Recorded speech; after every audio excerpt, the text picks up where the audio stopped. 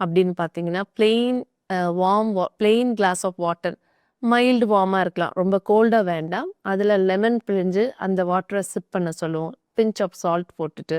இல்ல lemon candy அந்த orange மிட்டாய்லாம் சொல்லுவோம்ல, அத நீங்க அப்பப்ப சப்பி சாப்பிடலாம்.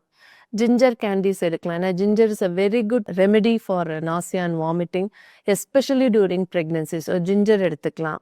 அது இல்லாம பெப்பர்மின்ட்ஸ் எல்லாம் வருது இல்லையா? அத நீங்க அப்பப்ப சப்பி சாப்பிடுற மாதிரி வச்சுக்கலாம். அதாவது உங்க வாய்க்கு வந்து அது கொஞ்சம் டிஃப்ரெண்ட் ஃப்ளேவர் டேஸ்ட் இருக்கும். அது கொஞ்சம் பெட்டரா இருக்கும். ஆல் பக்கோடா அப்படின்னு ஒண்ணு கிடைக்கும். நாட்டு மருந்து கடையில. பார்க்கறதுக்கு டேட்ஸ் மாதிரி இருக்கும். ஆனா டேஸ்ட் வந்து கொஞ்சம் சாரா, கொஞ்சம் புளிப்பா இருக்கிற மாதிரி இருக்கும். Some women likes all pakoda. அது வந்து நல்லாவே நாசியா அண்ட் வாமிட்டிங்க குறையும். அதனால அதெல்லாம் நீங்க கொஞ்சம் டிப்ஸா ஃபாலோ பண்ணிக்கலாம். For nausea and vomiting during pregnancy. இதுக்கு மீறியும் எனக்கு ரொம்ப வாந்தி இருக்கு.